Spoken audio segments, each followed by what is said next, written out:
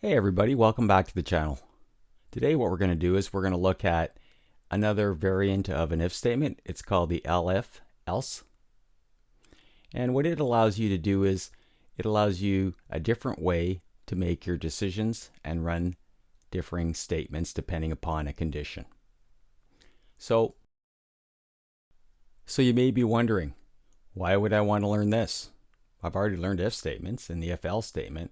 Well, this one's quite interesting because in a single statement, what we can do is if you match a condition, you don't have to evaluate those other conditions. So it makes your code more efficient. And let's take a look at how we can get this to work. A file in Visual Studio Code called if_elif.py. And let's make a few variables. Int a is equal to 20, int b equal to 30, and int c equal to 50. Now let's write our if statement out. If int a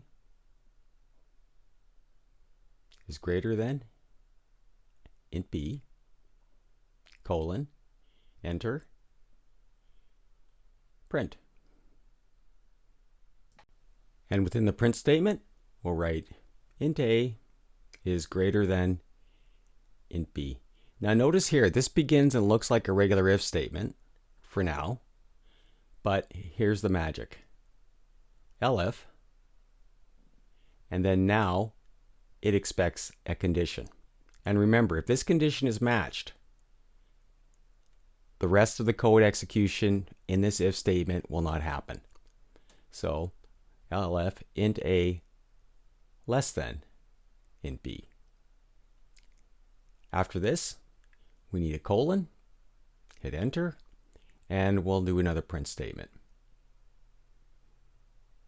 Int a is less than int b.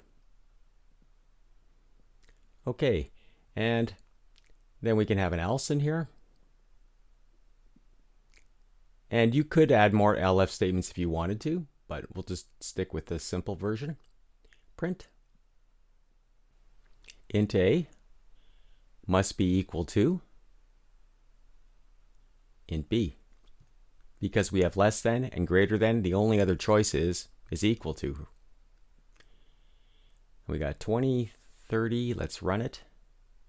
And int a is less than int b.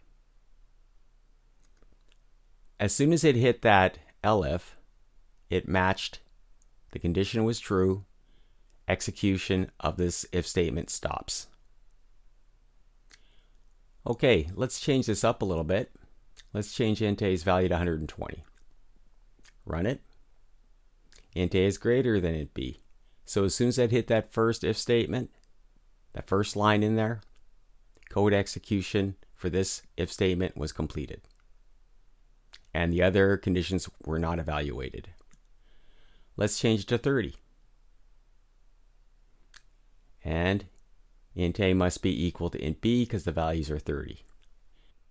I would highly encourage you guys to test all of these conditions out when you make your own code, just to make sure that your logic is correct. Okay, great.